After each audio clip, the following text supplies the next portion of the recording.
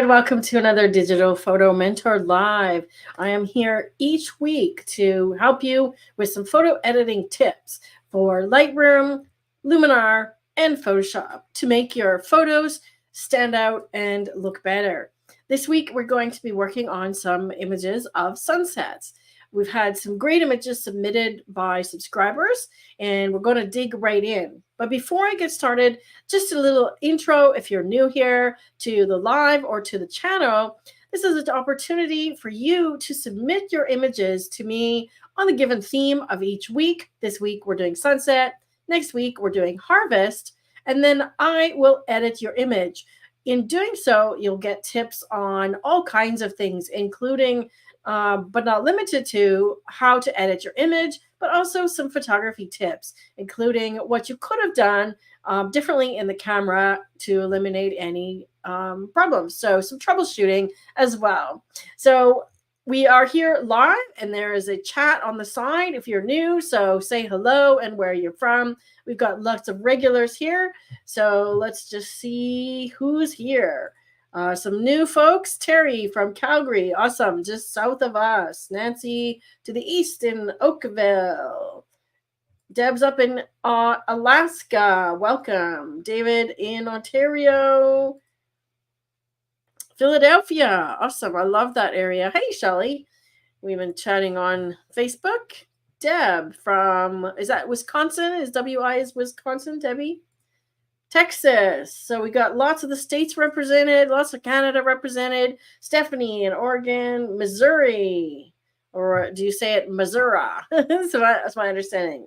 Nigel, who's in the Bahamas, I believe. I know he's in the Caribbean. Raymond, where are you at, Raymond? St. Louis. Okay, everybody from all over and down under. Trish from down under. No worries, Trish. I'm sure we're going to do this category again because this seems to be a popular one. So no worries. Hi, Krista. Good to see you. We're doing photo editing.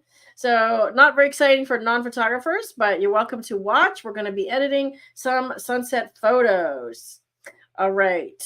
Let's see. Who is a new person? Tim. Welcome. Tim from Texas. If you are new, tell us where you are from. Okay, Kathy from Edmonton. Awesome. Okay, so I'm going to dig in here and get started on editing some photos. Before I do that, just wanted to mention that I did get a new version of Luminar delivered to me today. And it does have, I'm just going to go over here and show you something. It does have the new tool. This is the version that I got. Okay, so this is a beta version. It does have the neon and glow tool included.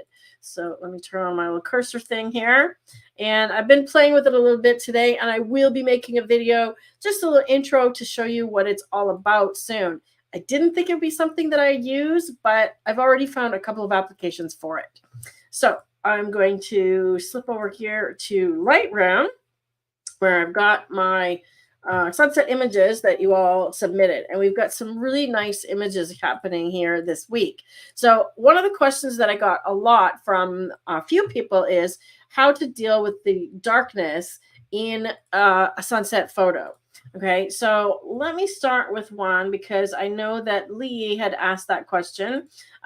So I don't know if Lee's here yet. I haven't seen her yet, but she asked this question about should I crop out or clone out the boat, which you could see here in the foreground, and what to do about the dark land or landscape. Okay, so she sent me two different images, and one has a little more sky, and this one has a little more foreground. So I think I'm going to go with the first one because the sky is really what is spectacular here. So I'm going to start with this one, and let's just take a look right off the bat as to what I want to deal with or answer her question.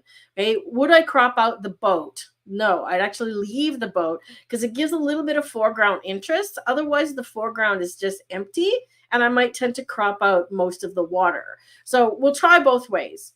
The next thing that I notice here is there's something up in this upper right hand corner. So I'm either going to use the clone tool to get rid of it or crop it out entirely. Okay. Now, if I want to keep all of that beautiful sky, I might crop it out or I might clone it out. Right. So let's start the process. The first thing I usually do and she requested Lightroom, she uses Lightroom. So that's what we're going to work on this one. And then we'll look at somebody else's image in Luminar. Okay. So if you're following along and you're using Luminar, you can do the same things, it's just in a different place. Okay, so all of the tools that I'm using here in Lightroom exist in Luminar as well. And if there's a difference, I'll bring it up for you. Okay. All right, so the first thing I do is go to the camera profile. So in Lightroom, that's in the basic panel right at the top here. And if you have shot RAW, which she did, right, so I'm just going to there we go. Okay, so just to see the kind of image. So this is CR3, so that is a Canon RAW file. Okay, so if you have shot RAW, when you go into this camera profiles thing at the in the bottom here, you'll see camera matching. Okay, so these are the same as if you had applied the camera style or camera look when you took the picture. Okay, so when you hover over them, you'll see that the colors change. Okay, so I could do standard, neutral, portrait, landscape. The landscape one tends to work really well, go figure, for landscape images, right? So it gives us more blue and more green. And in this case, I think it's going to work well for this image because there's a lot of blue. Okay, and it does bring out the colors nicely. Can you see that? So I'm going to go with landscape. And then close up the profile, right? If you're wondering how I'm getting some of these things to happen, like the image, the information coming up on the screen, I'm pressing I on my keyboard for info, and it scrolls through those info screens. If you haven't already got my Lightroom keyboard shortcuts cheat sheet, it's always a mouthful to say, Rob will put a link to that in the chat. And if you're watching this as a replay, it will be in the description area below for you as well. Okay, so you can download a copy of my Lightroom keyboard shortcuts cheat sheet. There we go. Okay, the next thing that I do is I usually set what's called the white point and the black point. And I'm going to do it fairly quickly here. So I hover my mouse over the word whites, hold the shift key down, and double click. Now in this case, it went to the minus side because it felt like there was some whites clipping. So it moved away from the right side of the graph there. But I'm actually going to undo that because I like it clipping just a little bit more. I want to give it a little more brightness, right? Because we're shooting into the sun here, so there may be something that actually is clipping. And by clipping, that means so bright on the highlight side, that there's no detail, okay? So on the right side of the graph. When you hold your Alt Option key down, this is something that is not available in Luminar, but you can use your clipping warnings, which is the J key, right? When you hold your Alt Option key down, you can see what's clipping on the black slot area when I click the black slider or white. Oops, come back up here. Oh, why is it wanting to do that for me? Come on. My thing's going crazy here. All right, let's try that again. There we go. Or on the white slider, okay? So if I go up till there's clipping and then I just bring it down, and with the blacks, I actually want to go a little further and I do want to have a little bit of clipping, right? I usually take clarity up to about 12 to 15 on the overall image. That'll give us some nice contrast and punch, okay? And if you have a hazy day, I'm going to show you this on another image. You can use the dehaze slider, but be careful about this one because it does some crazy things, right? As you can see. So I might use this one, but just ever so gently, you know, maybe again, 10 or 12, right? Like so. Okay, now you see what's happened is the land has gone quite dark and the sky looks really good, right? So I've edited for the sky, but the rest is really dark. Okay, so what I'm going to do is I'm going to use a local mask now, and I'm going to select the sky, and then I'm going to invert it because I want everything else. But make note that it's picking up some of these things here, right, as well. So I don't want the mountains to be included. So I can invert it, right? Oh, that looks actually pretty good. Okay, so I can invert it, and now we've got mostly the land. If you have a red overlay, you can change the color. Okay, I usually like to use an overlay color that's really different and vibrant so that I can see it, right? So if I'm working on an image that has lots of green, I'll use a red overlay and vice versa. Okay. All right, so now once I've chosen it, we can brighten it a little bit, and we can bring the shadows up a little bit. But I'm not going to do something like this. Okay, when you have an image that is taken with such huge contrast like this, when you try and go crazy with the sliders, right, you're going to pull this image up so far. I don't know what my mouse is doing today, that you're going to start to get grain in here. Okay, can you see this noise?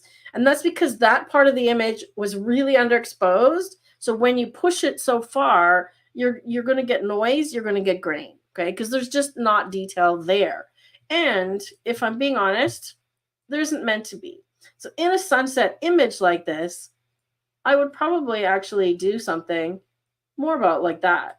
Okay, so a sunset is actually designed to be kind of the background and make a silhouette. And in this case, she's done a beautiful composition with this little boat in the foreground, gives you this leading line into the image because the boat leads you right into that beautiful sunset and that mountain.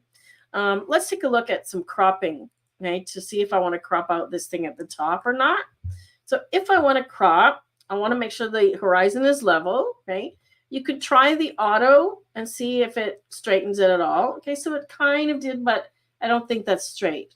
So where I'm looking is the horizon is back here, okay? So I'm just going to eyeball it. So when I click here, it should give me these squares, okay? So when you click and hold, you get these squares, and then I'm just sort of eyeballing those squares to line it up with this line here, okay? And now I'm going to hold my shift key to keep the proportions, okay? And then just come in enough just to get rid of that little thing at the top there. And then I can decide, do I want more of the sky or a little bit more of the bottom? And in this case, I want more sky, okay? So look at those compositionally, the rule of thirds, look where the horizon is, okay? Right on that third. So you've got 2/3 sky, 1/3 water, and it's pretty clear to the viewer where she wants where she wants us to look. It's that beautiful sunset, right? So that's about all I would do with this one, right? We can play with the white balance now a little bit as well. And if you want to enhance your sunset colors, okay, so if you want more orange, we can change the white balance to something like cloudy. You notice when I do that, it gets more orange and yellow. Okay, so if I want that color, we can go this way. I find it's kind of purple, so I'm going to take some of the magenta out. Okay, or we could go really extreme and make it really warm. Okay, so the sky's the limit in terms of what you want to do with your colors. Okay, or we could go the other way, make the top part a little bluer, and go with something like this. So it's more sort of blue and orange. Okay. Now I'm finding that there's some odd colors in here when I do that. Now, if you get this kind of weird shift, there's a couple of things you can do in Lightroom. There's a couple of tools that you can use to correct color shifts. Okay. We could go into HSL and go to the hue panel. And this is the color tool in Luminar, same idea. And we can literally just click this targeted tool and say, well, I don't like this color in here. So I'm going to select this color and say, well, I want to shift it a little bit. Now see how that's affecting magenta colors? Watch the magenta slider, right? Let's pick a different one. Let's say I want to shift the blue a little bit. Okay, so I can shift blue this way or this way, right? We can make apocalypse, right? Okay, so be careful. Don't go too far. We can shift the orange more towards yellow or more towards red. I kind of like it a little more yellow, like that, right? Now, what is this color down here? That's orange as well. Okay, so I like it a little bit more towards the orange. I'm also going to desaturate the blue just a tiny bit. So I find that it tends to kind of go overboard. You have to be really careful not to go overboard with your color when you're doing your sunsets. Okay. You can also darken here. So I'm darkening the orange, which brings the color more intense. Darkening the blue. Notice the saturation. So look what I've done with this tool. Okay, it's very subtle, but I've shifted the blue and the orange color and tones a little bit. The other tool that you can use, actually there's 3. The other tool, well, there's 4 actually that you can use to correct color. If you could please share that video, Rob, on Lightroom color editing tools. I think I did that one recently as well. So Rob says he's got a poll ready for you. So we want to ask you guys, we're going to be switching to the weekend soon for winter scheduling. And we want to know if Sunday, and this is going to be like afternoon-ish, early afternoon-ish, Canadian, mid-Canadian time, okay? Saturday or Sunday, okay? I'm leaning towards Sunday myself. So if you could answer the poll that is on the screen now, that would be helpful for us, right? Okay, so the other tools that you can use to correct color or adjust color is the color grading tools. Okay, so we could go in here and say, well, the shadows look kind of purple. So I'm going to give them a little bit of green and just affect the shadows, maybe more yellow, something like that. Okay, so you can affect the shadows, midtones, and highlights separately with the color grading tool. Right, you can also use the tone curve and adjust each individual color, because when you do that, right, you can add more red or so on. Okay, so kind of play around with some of the different tools that are available. So I'm going to give this one more blue in the shadows and more yellow in the highlights. Okay, can you see what that's doing? So all of these little shifts. You can also use the calibration tool. And this is something that people don't often use. You can really affect shadows, so red, green, and blue. Okay, so if I want my shadows more green or more pink. Okay, same thing here. So red, I can shift all the reds, shift the saturation. Okay, so you really get to decide. You have full control over how your color looks in your image. So these are some of the tools that you can use. But in regards to your question about lightening the land, this is as far as I would go. If you want to have a sunset where you have full detail in the land and in the sky when you photograph like this, right, that's when you need to have bracketed images and do an HDR and merge it, okay? Because your camera isn't capable of capturing the full range. It's called HDR. High dynamic range means large contrast. Your camera isn't capable of capturing it in one image, okay? So when you do multiple images, you get more tones to work with, okay? So let's take a look. Let's keep going. I'll show you, I'll see if I can show you an example, okay? So I've got some sunsets that I've bracketed, actually that I was working on, and I'll show you why I bracketed them. Let me just come back up here because I was working on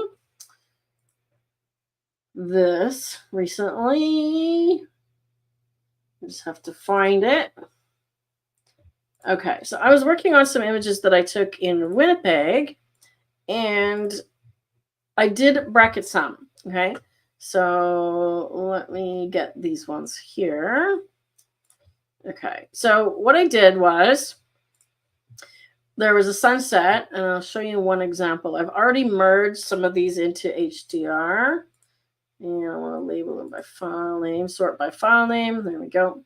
So I bracketed them. Okay, so here's one example. Let me find a good one here. Let me do this one. Okay, so here's one example. So this is the darkest image, and you can see my histogram means there's nothing clipping on the right-hand side. There's no clipping of the sun.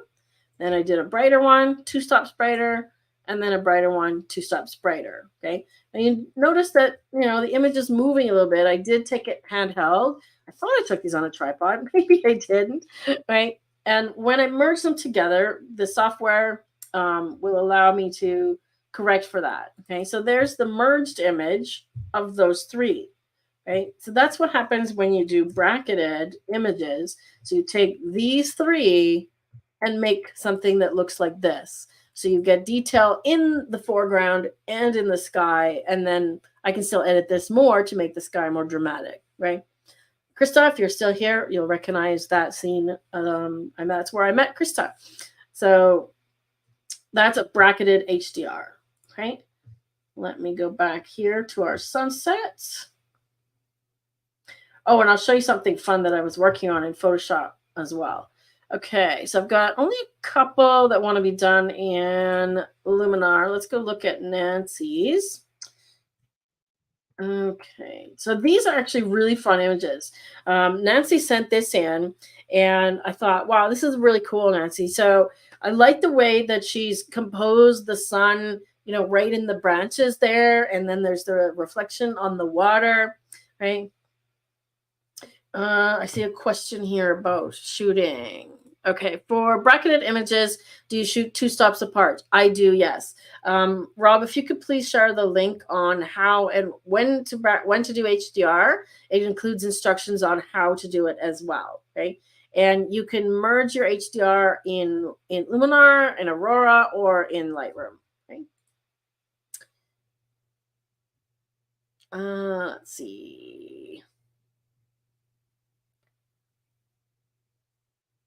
Okay, any other questions that I missed, Rob? Let me know if I've missed any other questions. Okay, so it looks like the votes is going for Sunday for doing moving to the weekend. All right, which works great for me because then I could go to my Spanish meetups on Saturday because I like to go and speak Spanish. Okay, so this is a really cool image. Okay, as Stephanie says, what a great image. Really cool idea. So if you're going to do a shot like this, make sure that you focus on the foreground. Okay, so she has the tree is nice and sharp. The only suggestion that I would have is about the exposure here, Nancy. I noticed that when I looked at this one, here, if I just bring it up in Lightroom, because I can show the information here. Okay, so it was shot at f8 with ISO 1000, f18 at ISO 1000. Okay, so assuming that you were taking this handheld, which is why you did 100th of a second, you don't need f18 to do something like this. Okay, you probably could have done this at f5.6 and lowered your ISO. Right, especially if you're on a tripod, let your exposure go longer as well. Okay, so you don't need f18, but nonetheless, it looks really good, and we can deal with a little bit of noise that's picked up, right? Okay, so first thing, we could look at some presets, which I haven't really done here. We haven't looked at presets, but you can see the first thing it's going to suggest is one that has some sunset presets. Okay, so there's a lot that come with Luminar, and there's lots of extras that you can purchase, right? So if you want to purchase presets, you can just click extras and go look for them in the marketplace, right? So you can search for different things, okay? Under categories and so on, right? So you can search for, do they have landscape? They've got landscape, okay? So it'd be tricky to find a sunset one specifically, but you could probably find something.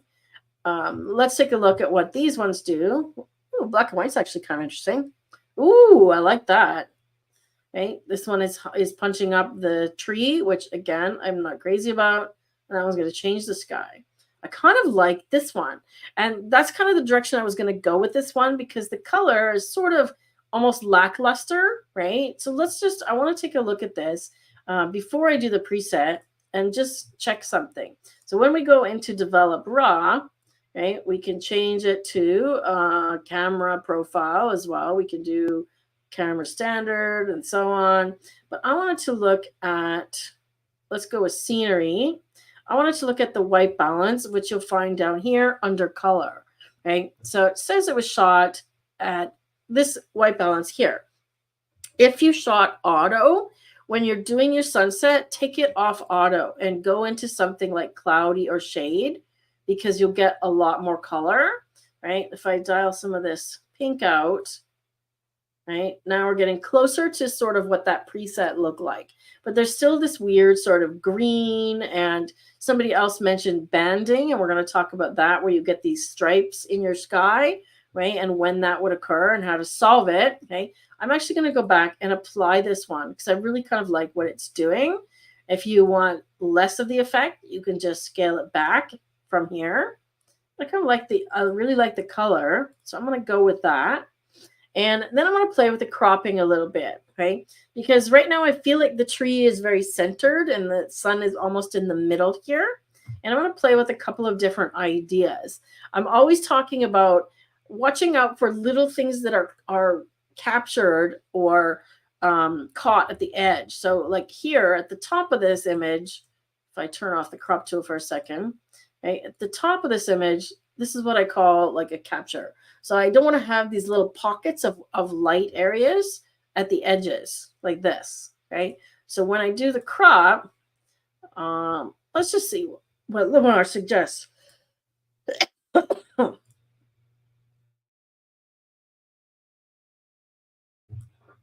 Okay, so it suggests something a little different,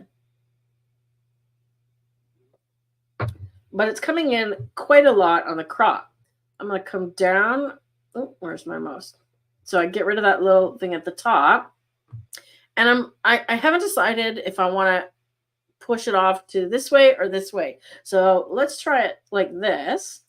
And I want to make sure that this horizon is straight as well. So again, I'm just going to eyeball it. So when I click on the corner, you see I get the little corner icon at the top here. Can you see that? Let me see. So can't zoom in for you. Oops. I'm trying to get my mouse to zoom in, but it's not working. Okay, so when you put your mouse up top here, you get these little grid lines. Okay, when you click on the corner thing, and I'm just eyeballing the horizon. Okay, the horizon's pretty easy to find here. So let's crop like that. Okay, what do we think of this cropping? I'm going to get myself off the screen for a moment. Let's just go this way. What do we think of that cropping?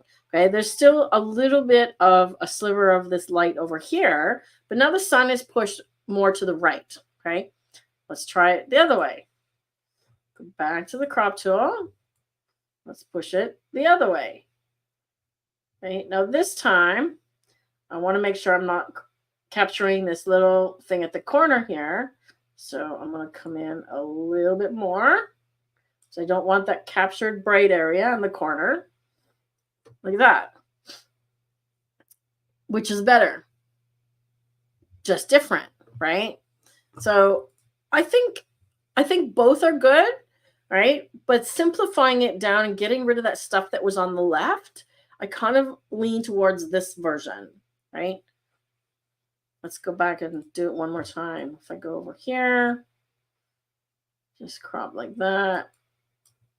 If I come in even a little tighter,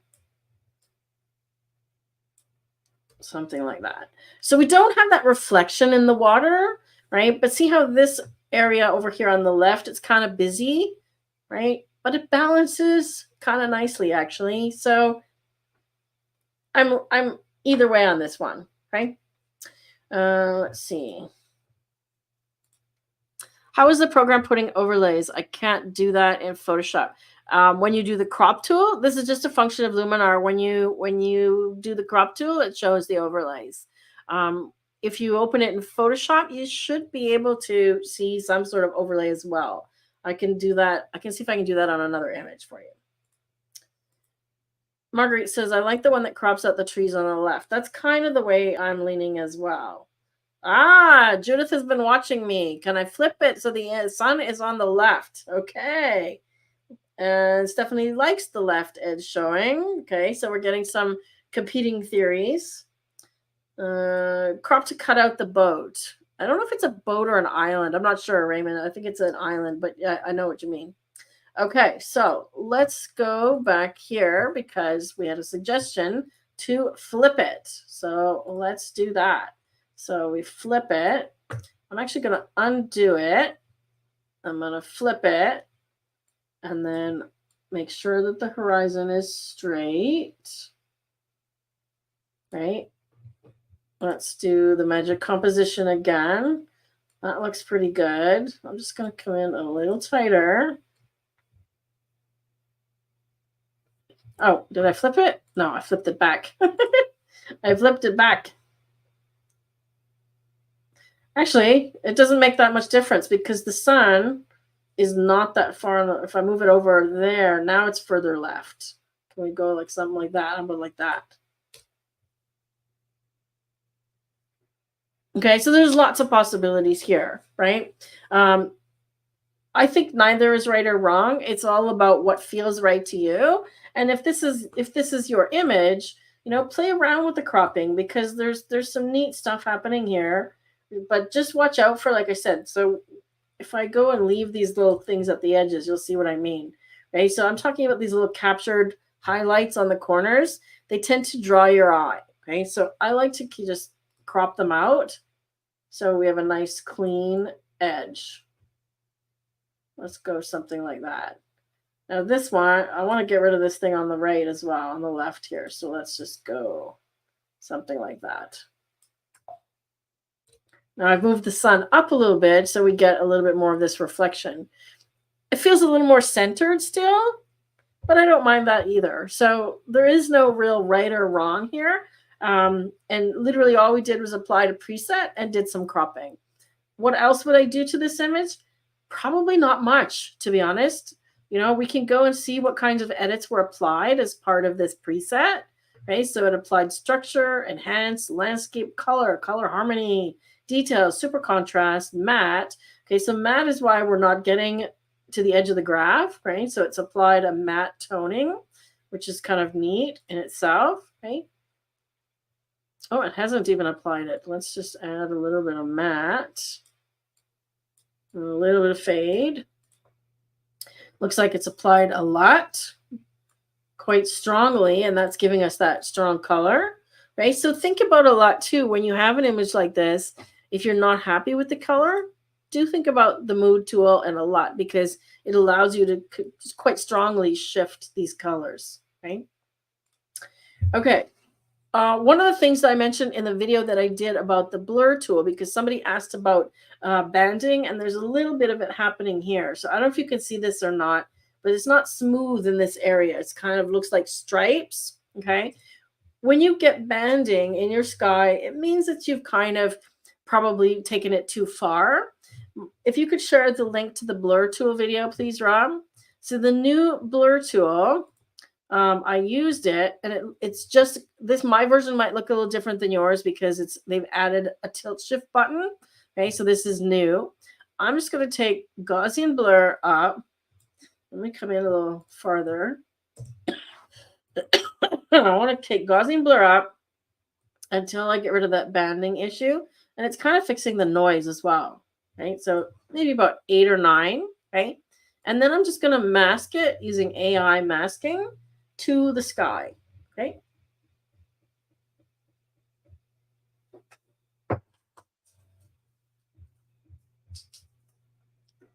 Okay, sky. There we go. Let's zoom out. Did I pick it? There we go. Sky. So it should select the sky for me. Did a pretty good job. Okay. And now it's kind of made the branches a little fuzzy, but I actually don't mind that. It kind of gives it like an Orton effect, makes them kind of spooky. See if I go farther. Excuse me. See how it's doing this sort of blur effect?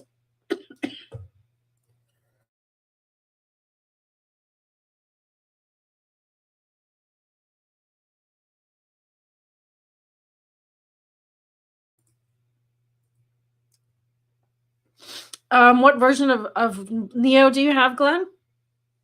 Make sure that you have 1.13. But if your license is such that you have the, what am I calling it? The perpetual license, the lifetime license, but you're not current with it, meaning you bought it last year, that version does not include these updates. So you won't get the new neon tool either. Okay. Yeah, so you need to make sure you have 1.13. Okay, so you need to update, and you can do that just right here. Okay, check for updates. Check for updates and install that, and you should get the blur tool. Okay, you should also get the Studio Light tool. Again, as long as you're current, either with your subscription or you bought the Creative Journey Pass. Okay, so I kind of like this little blur effect here. Right, it's kind of making the trees a little blurry. And if I wanted to sharpen the edges, I could go through and do that. But I kind of like this effect. I'm actually going to go with it, and I'm going to add my usual. Instead of mystical, let's actually do Orton Effect. So under Glow, Orton Effect, and I like to bring this one up quite high. Let's bring it up quite high. It tends to brighten, so I want to bring the brightness back down. And what Orton Effect does is it tends to make the dark areas glow. Yeah, see, it's still adding a lot of contrast and brightness. Let's bring that down. See how it's giving you this kind of neat, mysterious look. I really like it. I'm going to bring it down to about 30 or so. Okay. So there's our before and after. Okay. But you could go a completely different way on the color with this one and go more blue and pink. Okay, this one looks great in orange. Let me go back to Lightroom because the question was about cropping in Photoshop. Let me just pick another image here. I'll just pick this other one here. Actually, I'll pick this one. Let me go back to this one. This is whose image is this? This is Catherine's image. So I actually did some editing on this one, Catherine, because what I would do with an image like this is actually just shoot the sky and make it into a sky replacement, because you can build your own collection of sky replacements. Okay, so what I did was I cropped it, and I used the clone tool to just get rid of some stuff in here. All right, so you can see that I just got rid of that tree down there, and I cropped it to get rid of the trees. I could probably clone this one out as well, but that will make a nice sky replacement for you. Okay, so let me just uncrop it and undo this cloning, and I'm going to straighten it. Yeah, see, it doesn't recognize the horizon, so I'm just going to straighten it, or what I think is straight. All right, and let's take this one into Photoshop and see about the cropping. Okay, so I'm going to go edit in Photoshop, Smart Object. I usually do my cropping in Lightroom first before I go to Photoshop. So I'm not actually familiar with the cropping tools in Photoshop. I mean, I've been using Photoshop since 1995 or so. All right.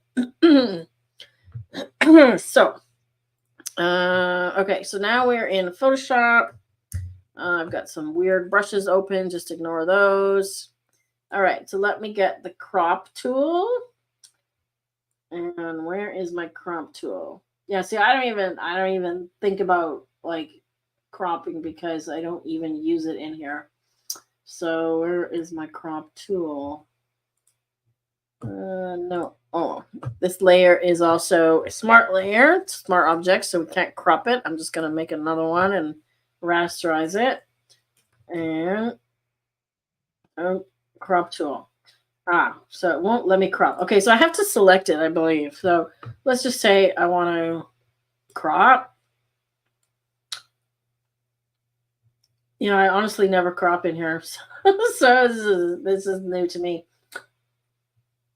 Yeah, image crop. Right? So it'll crop to where I have.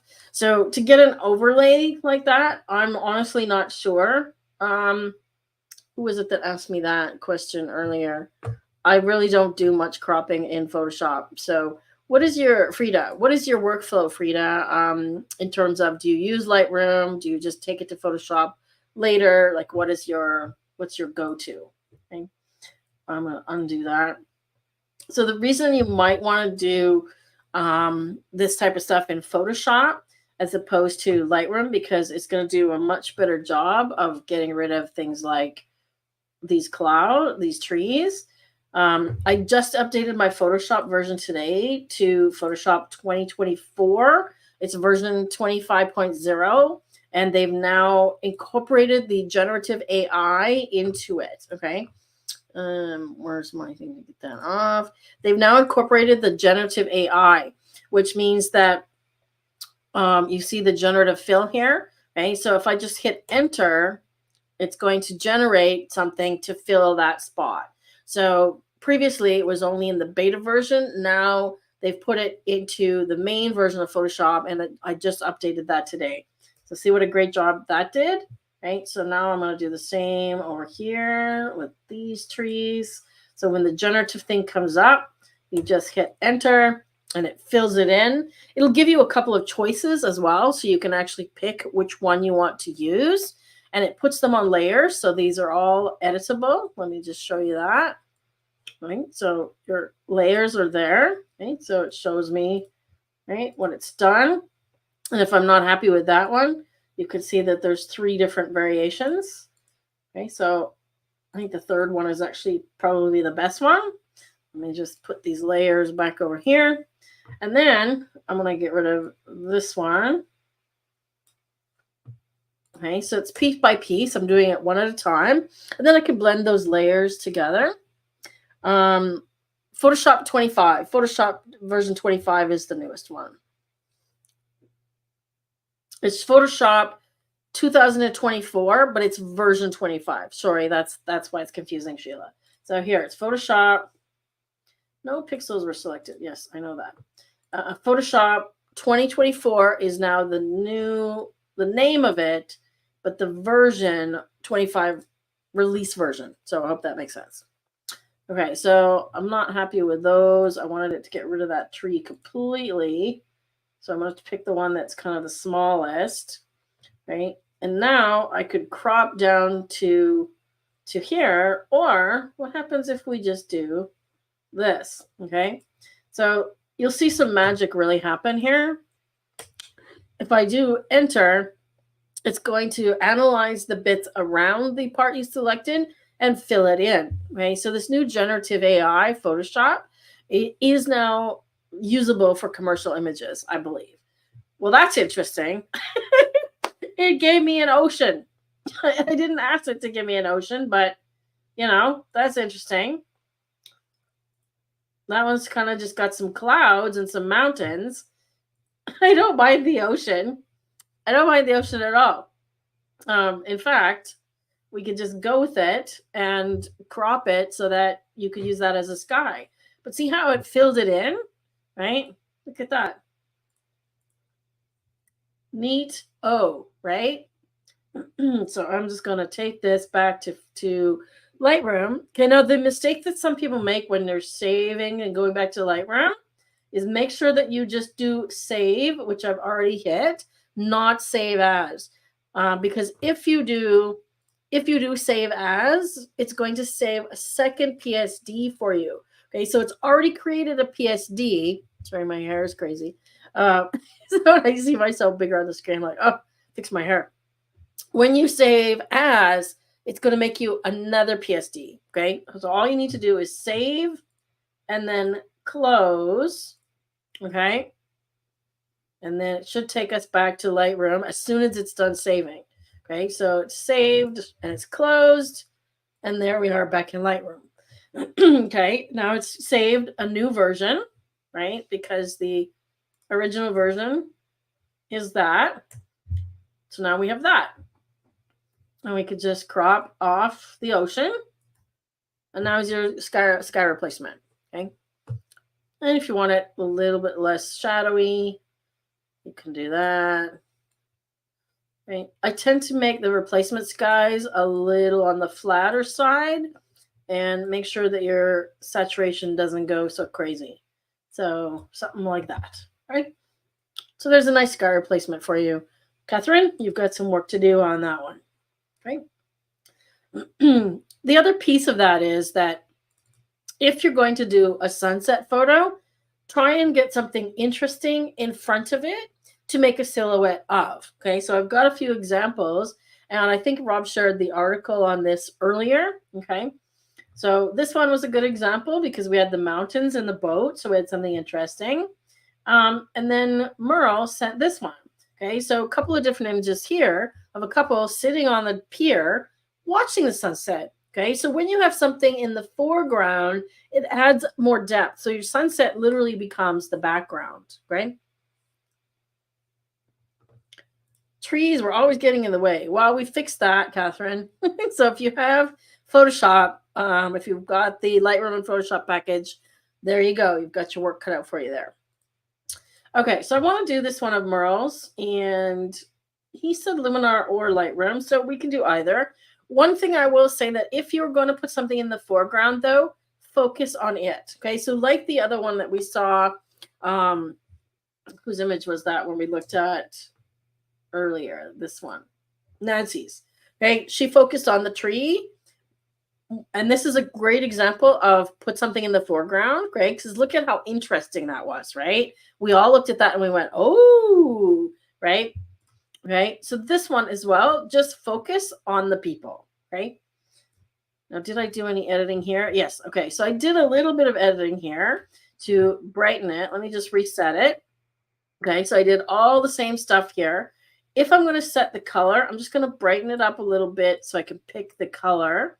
And for some reason, it doesn't want to give me the camera matching. This was taken with I think a Samsung camera. Samsung. Okay, so it looks like maybe a phone. So it doesn't recognize the raw file. Okay, so you won't get the camera matching. We could try one of the Adobe colors.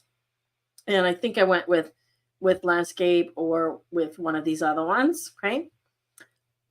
Then I do my shift double click trick. Right? See how far it went up with the whites? Because the image is slightly underexposed, right? So he's exposed really dark, okay? If I look at the other one, okay, this one has got slightly better exposure, but now the sky is a little bright, right? But you could pull that back, okay? I prefer this composition better. It feels like they're looking off into the sunset. You get more of the sky. So I like this composition, but you can see that it's quite underexposed. So punching that up, and let's, right, now we could do the color separately. Okay, so I could leave it warm so that the water is really orange, and then do the sky separately. So when I select the sky, right, we have color sliders here that I can make the sky more blue or more yellow. So I like a little bit of blue in the sky and not quite so red. Okay. And dehaze, remember, will give you this sort of impact. Ooh, that's kind of interesting. Let's go the opposite way and darken. No, I don't like minus dehaze. Let's go with that. Okay, and minus highlights. Now I've darkened too much. Something like that. Once again, I want to make sure my horizon is straight. I'll try auto, okay, but it might get fooled. Another way you can do the correction in Lightroom is to use this little ruler. So when you click on it, it gets disconnected. And then I'm going to put it draw right along the bottom of the water there. Okay. Something like that.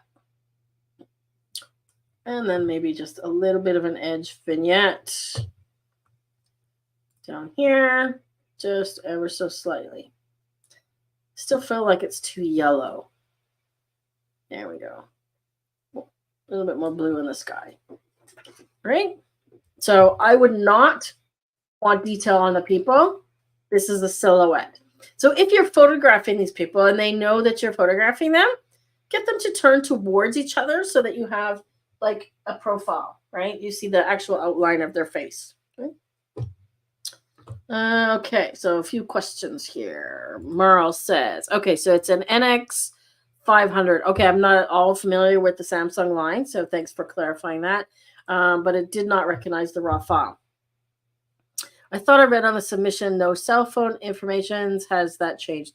I have accepted a few, Sheila. and some cell phones do take raw images, but I prefer camera images. But maybe we'll do a section actually of cell phone images. That's a great idea. Hang on to that thought, Rob. We might do that as a theme one week. What are my thoughts on the auto button? I tend to start with that and then just adjust. Let me come back to that. Well, let's take a look and see what it does. Actually, I don't use it a lot, but what I'm going to do is I'm going to copy this image. So I just made a, what's my word? I made a virtual copy. Lost my brain for a second there. I made a virtual copy, right? And I'm just going to undo the corrections here, okay? And I'll undo, delete the mask. Okay, so we're basically going back to square one, but I've left the cropping and I've left the profile, okay? So if I hit auto, this auto right here, right? That's not bad. I find that it tends to go really far with the sliders, and it tends to spike the saturation and the vibrance, which I almost never do, okay? Because if you have nice black in your image, like I would go farther with the black, you don't need this slider, right? So if you find that your image is lacking color, just add some more black. Okay, so I'm holding my option key. So in this case, it did not too bad a job. Let's compare. Pretty close. Pretty close. For some reason, the cropping looks different. Okay, let's see what else we've got here. Okay, so Glenn is here, and he sent an image, and he sent me the after image as well. So I want to show this one. So this is the original, which was taken with an Olympus, right? And this is Glenn's finished image. So the question was about the banding in the sky. And I'm not sure if you mean here. This is actually tones in your sky that were there. Like there is actual streaks in the sky. Now, I went a completely different direction with this one, right? Because, as I said, I wouldn't bring up the trees and the mountains, okay? Because the light, they're backlit. They wouldn't be lit like that. And the green just wouldn't come out that punchy. Okay, so let's see what I would do with this one. Okay, so always camera profile first. I might start with landscape. Okay, so I'm kind of doing just look at the color in that one. Okay, so landscape right off the bat gives me some color in the sky. But you can see that there is these kind of streaks there. It's like it's raining or something, right? You get these streaks in the sky like the water is actually coming down. Okay, so I'm going to push the shadows, but not too far. I mean, even if I go all the way, you can see that it's starting to get grainy, okay? So unless you've bracketed, try not to push this up. If you want detail there, you really need to bracket, okay? So I'm going to lift it a little bit, and I'm going to lift the exposure a little bit, which helps also, okay? And then I'm probably going to bring the highlights back down, blacks back down, and let's do shift double click. Okay, so those are kind of my go-to starting points, right? So we brightened it overall about 0.7, right? And we could play with the white balance, right? Do we want more orange or less? I feel like this is a storm, so I want to give it something almost kind of spooky. Like if we make it sort of green in the sky, like, you know, when it's raining and it like it's got that weird color. Okay, so I'm going to give it some orange here. Let me go back to what I was shot at. Give it a tiny bit of yellow. And I'm going to edit just the sky. Okay, so let's go in here. And one thing is I wish that I could edit was HSL and then mask it. You can't do that in Lightroom. You can in Luminar. Okay, so I can't apply the HSL, but you can use color grading. And I want to shift this part of the sky a bit more green, kind of. So I'm going to go green, and I'm going to add some saturation. Can you see where that's applying? So it's applying on the land as well. So just warming up the shadows a little bit, right? Let's try midtones. Let me see. Okay, so midtones is going to be too much of the sky. We can shift that a little bit greener as well. Remember this luminance slider here. Okay, so you can affect drama here as well. Okay, so you can affect tones. So I can actually affect the midtones right here and bring these streaks out even more. Right? I can brighten the shadows here as well a little bit. Okay. And it's coming along. Now we can do masking on the sky, and we can add a lot of drama. Okay. Now this is where you'll notice that it is picking up the sky. It is picking up the mountains when I match the sky. Okay. So if you want to see what it's doing, see it is picking up part of the mountains, but you have to be really careful about darkening the sky because of that layer of mountains there. You see that? So I might even be tempted to add them to this mask. Okay. So what I'm going to do is I'm going to use a little bit of dehaze and see what drama that adds to that sky. Okay. Let's see what happens if I add some green. I still am playing with color here. I'm not crazy about what kind of color I've got still going on in this corner up here. Still not crazy about that corner. Let's see. That's looking pretty good. Okay, and I want to add these mountains here. Okay, so I'm going to add. Now, how can I add it? We can try luminance range, but if I do that, it's going to pick up a lot of the foreground. So I can try luminance range and then just click on the mountains here. But as I expected, okay, as expected, it picked up the foreground as well. That's an easy fix. Okay, so then I can do subtract, linear gradient, and just put the linear gradient right there. That's easy to do. Okay, so now I've kind of got this adjusted. And with the luminance range, I can refine it a little bit so it's not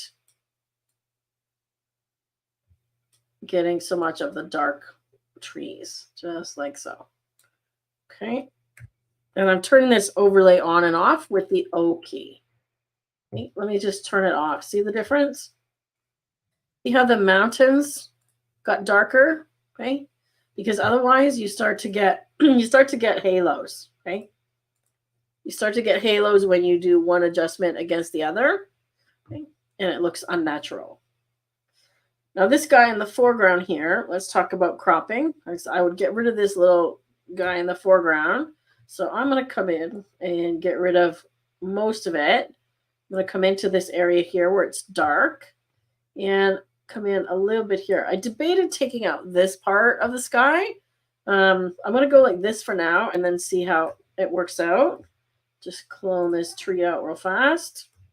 Okay, so that one kind of is where I'm leaning towards, right? Kind of leaning towards that. Something like that.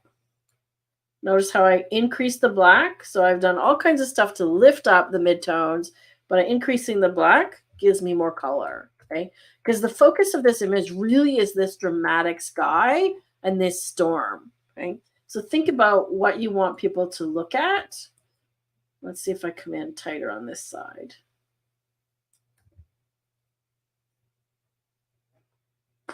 That simplifies it again, okay? So it really brings you into this storm, right? So think about, let's compare, right? Think about where you want the viewer's eye to go, right? Let me get off the screen here. Think about where you want the viewer's eye to go and lead them there, okay? So in my left version, I've chosen the sky as my main subject because it's so dramatic, and I've left that top part so that the eye can go there up to the heavens or what have you, okay? Versus Merle's version where your eye goes more towards the land, the trees, and so on, and the sky is sort of secondary. So you get to decide and then edit accordingly, okay? Judith says, can I mask the blue to get more green? Yes, I can also shift the color of the blue, right? So let's go back here again. right? So I can go to HSL and I can do a hue shift. Let's click on this color here and let's just see what I got. See, like that. Let me try that again. See how it's shifting? Definitely shifting that. It's not the color that I want at all. It's not giving me what I'm looking for. You know what I mean? When the storm is coming and you just get that weird look in the sky. That's kind of what I was going for. Let me try something else.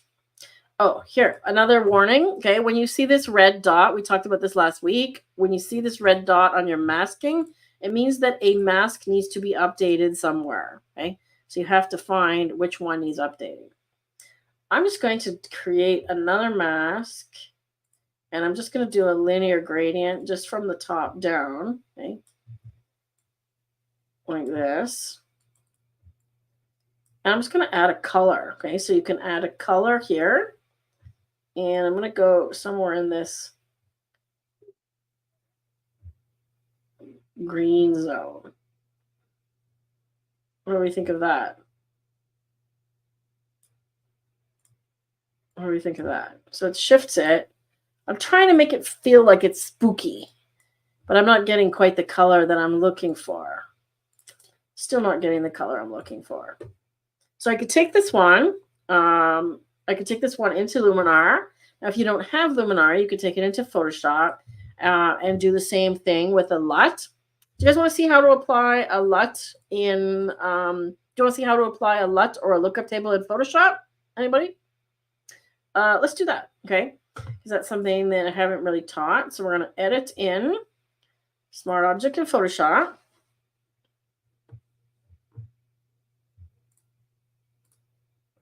Oh, you want to do this in Luminar Neo, Glenn? For some reason, I marked you as because I mark what everybody is using. You are Neo. Okay, my apologies. Let me come back and do this one in Neo then, because there definitely is value in that for you. So let me just quickly show everybody else how to do a LUT.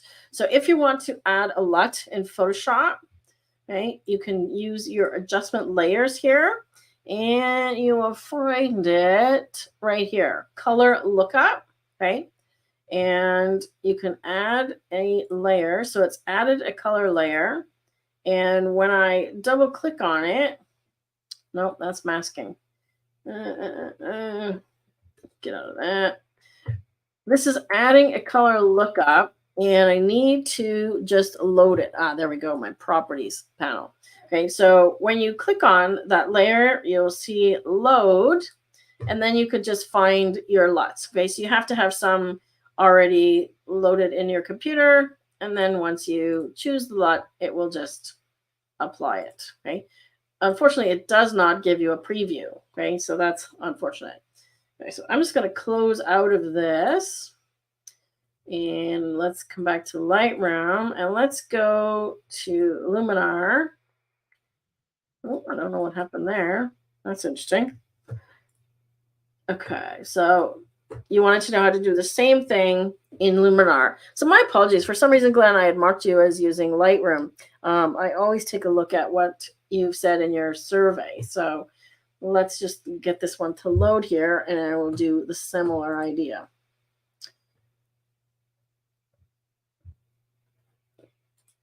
Rob asked me if I was going to do it in Luminar Neo. Yeah, that's my bad. I marked it incorrectly. So, okay. So if we're going to do it in Luminar Neo, we've got the same thing, starting with develop raw. You've got the camera profiles here. And which one did I choose? Natural. I think it shows natural. Okay, so let's choose natural. Okay, I can bring the highlights or the shadows up and the highlights down. I'm still viewing the histogram. If you don't see a histogram, make sure you go to view and turn it on, okay, because you want to see the histogram, right? Now remember I said you can't do the same thing with the shift double click, but you can press the J key. So when you press J, it will show you the clipping warnings. Okay, so I'm going to tuck in the curve a little bit and just make sure that I've got some white. and some black. Okay. Something like that. Okay. This is also where you'll find the white balance. Okay, so we can play with the white balance here. Yeah, it is getting some banding. That's interesting.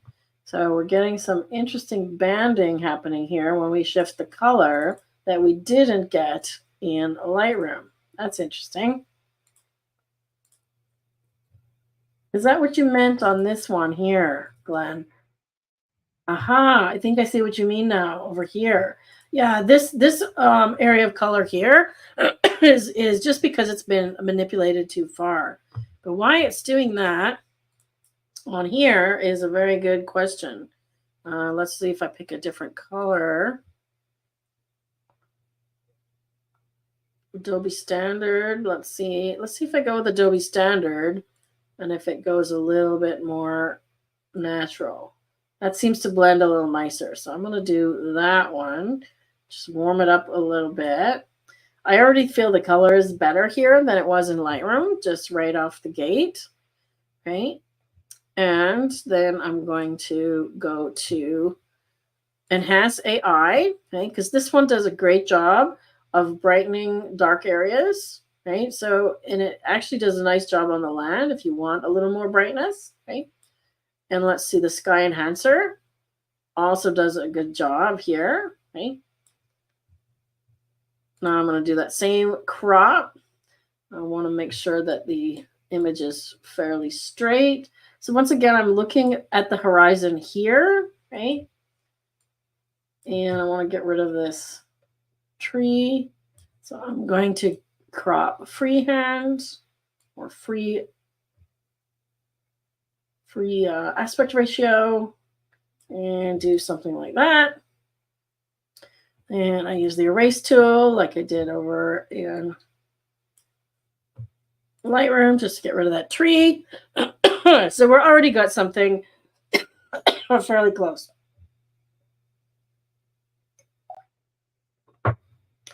Okay, let's see how we're doing.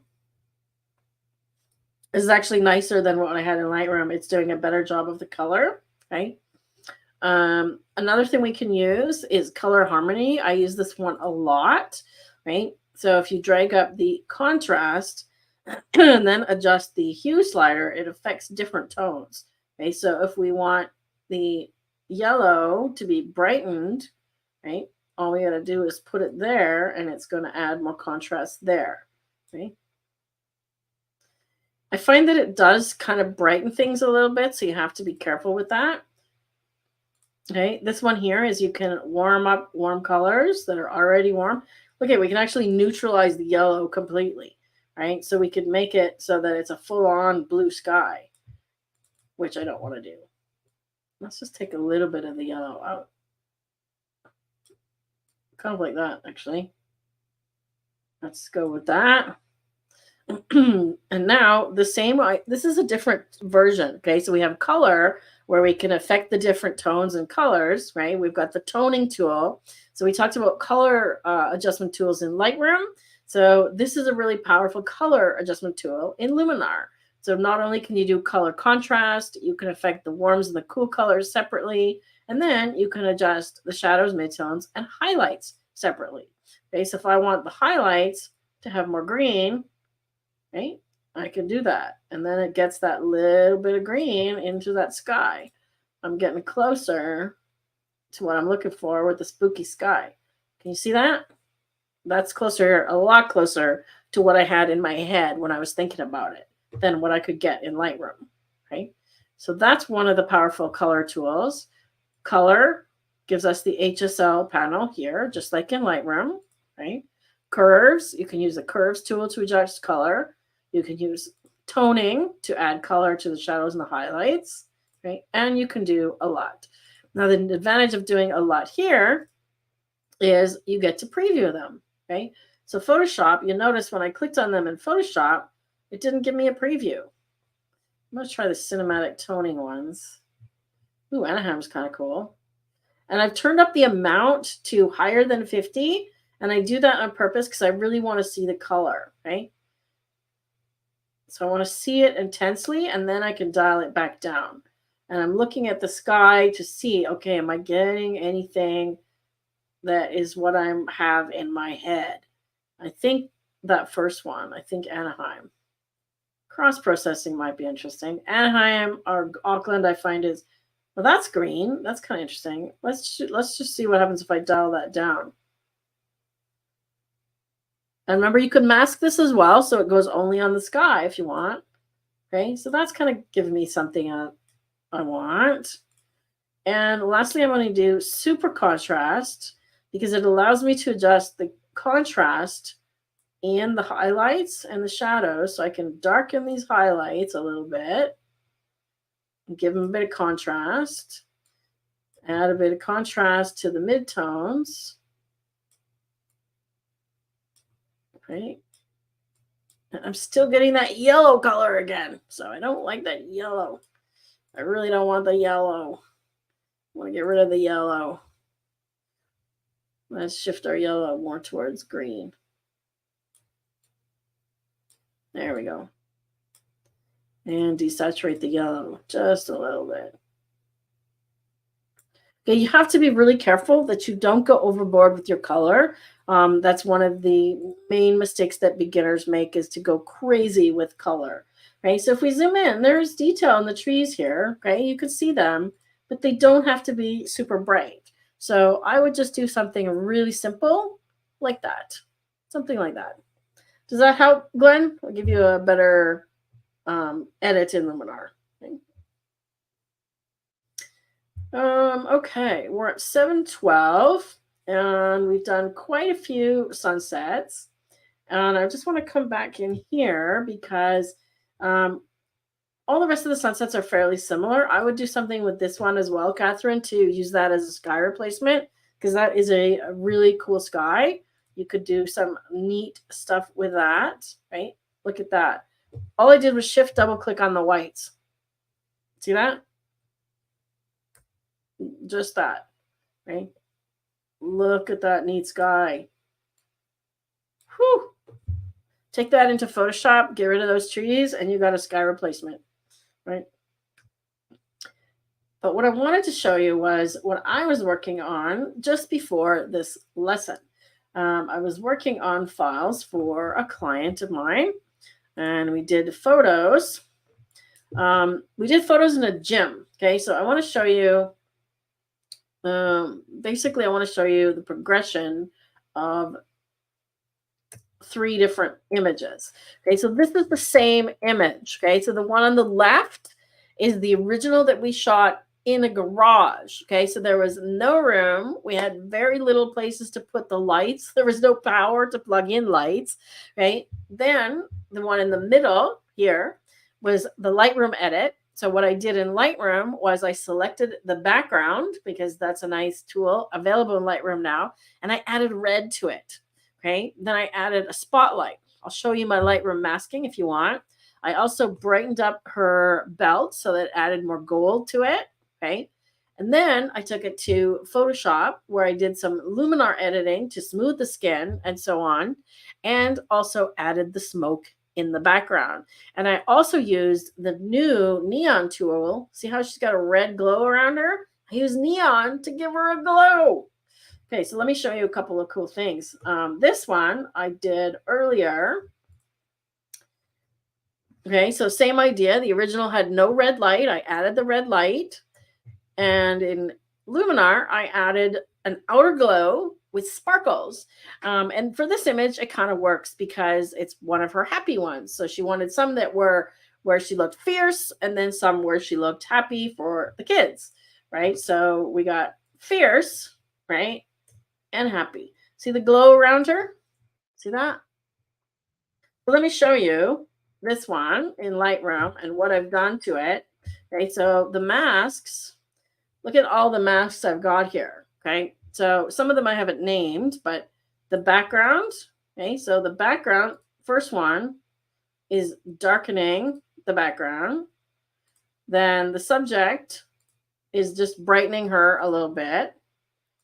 Then I added the red light. So this one is adding the red. Okay. No, I'm not doing that. face and body skin, does some basic retouching. Okay, so using the texture slider to smooth her a little bit. And these are all part of a glamour preset that I use. So it brightens the eyes, eyebrows, the hair. I lower the texture of the hair. So if you've got flyaway hairs and stuff and you dial the texture down, it minimizes that. Right? This mask here, oops, what did I turn off? This mask here, I felt the edges were actually too dark. So can you see the right edge? And let's just do that. Right edge, bottom corner. And when you have a lot of masks like this, you can see how valuable it is to name them, right? Then I put a spotlight behind her, okay? See that? And I also made it red, okay? Then this next mask, what did I do here? So there were some highlights on her belt and on her hat that I wanted to tone down. So tone highlights down. And then this is the one that I used to brighten the part of the belt that was too dark. Okay? When you have a metallic object like this, right, you need to get light in it. And we just didn't have that ability to do that in the garage/studio. Okay, so I just brightened it up a little bit here in Lightroom. Okay. So those are the masks. Okay, so if I turn all the masks off, you can see what the original garage looks like. Okay, so that's with the mask. Okay. Then in the next image, I took it to Photoshop. Let me open this one up for you. And did a bunch of magic. Now, when you are opening an image that you've already edited in Photoshop, make sure you choose Edit Original, okay? Because then it's going to open the image with all the layers that you had, okay?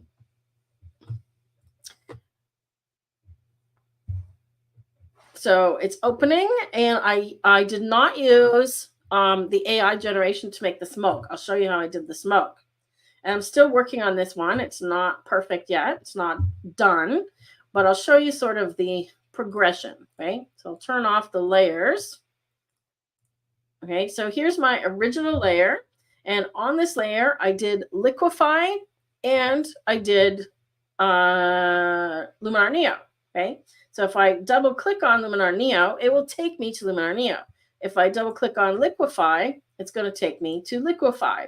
And liquefy does things like it allows you to do sort of some nip and tuck, right? So I'm just kind of tucking some hips and tummy in a little bit with that one, right? And the same thing if I go to Luminar, and you'll be able to see what it's doing. Oh, I think it's opening Luminar. I think. Let's find out. So when you have a smart object, that's what allows you to go back to where you were to edit anything or alter anything.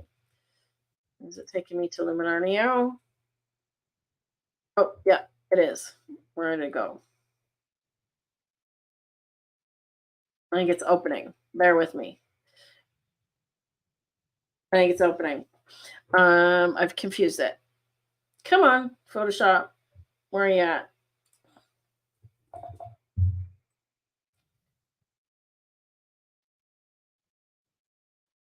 It's trying to open Luminar Neo. It's not doing it. I might have to quit Photoshop. Give me a second here because my Photoshop is stuck. Let me see if I can close something else. When I have too many things opened, it's sticking. Ugh. Photoshop. Force quit Photoshop. Okay, so force quit Photoshop means it's going to take me back to Lightroom. That's fine. I'll just open it again. Right. So when you get stuck, right, remember I'm going to edit the original. Let's come back over here. I want to show you those layers. Right. So what I did in Luminar was the facial editing, the skin smoothing, and so on, and also I added the glow using the new Luminar Neo neon thing. See you, Sheila. Sorry, I confused you. I'm going from Lightroom to Photoshop to Luminar. Okay, so there's multiple steps. Yep. Okay. All right, back in Photoshop. Okay, let me show you the layers again. Okay, so let me turn them all off. And you can see my progression. Okay, so I did the liquefy and luminar on the bottom layer. And then I did some retouching. Okay, so retouch layer is where I'm doing any cloning or healing.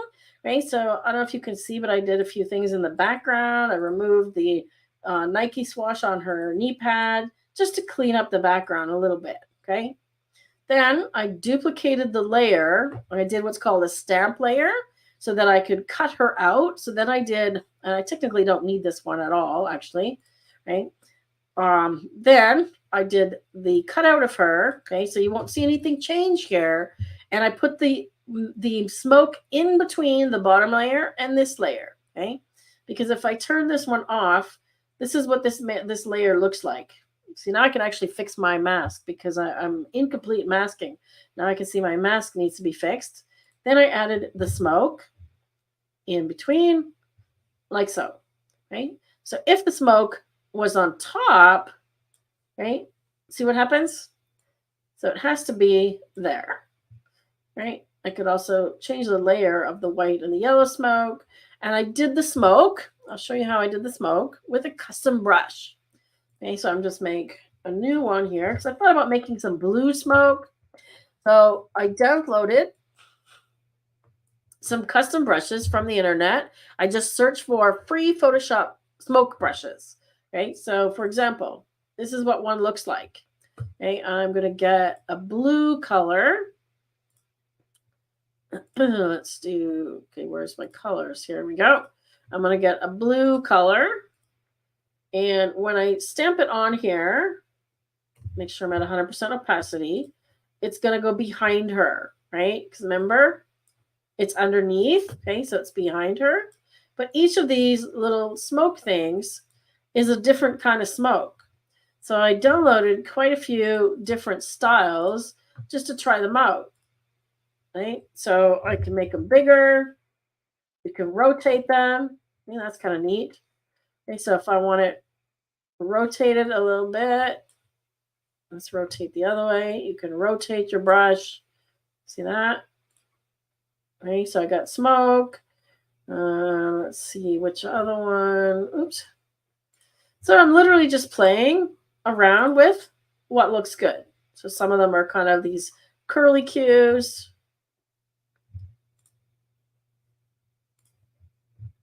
That's kind of neat, actually. Right? Something like that. So I just kind of play around until I get one I like. And that's how I created the other one. But you notice that it's going behind the ropes as well because I masked out that part of the ropes. Okay? So if I'm happy with that, again, I just need to do a save and a close, and it will update to Lightroom. You'll see it update here. And then once it's updated, you can get back to the same thing again. I can go right back where I left off and continue editing. And if I decide I don't like the blue smoke, I just turn off that layer. So, right, so the smoke is really cool. It is. And I tried looking for stock images of smoke first, and I found that those were a little bit too limiting. So then I just did a Google for free Photoshop brushes smoke. And then you have to know how to install them, where to put your brushes, and so on. Maybe I'll do a video on this. Would you guys like to see a full how to do this, right? Thanks, Judith. Your head is spinning. Thanks so much. It's a lot of information. I covered a lot of different programs today and a lot of different little tidbits. So I hope that you found it interesting. Lightroom is still updating that. Remember that next week we are going to be doing harvest. And there's our update with the blue smoke.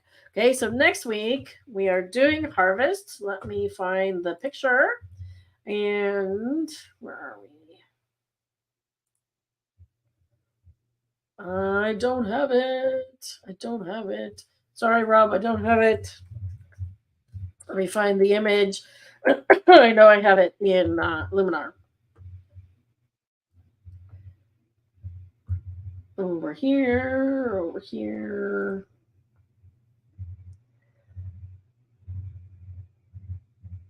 forest. You can see all the ones we've done. We've done lots of categories. I don't know where my harvest background, harvest.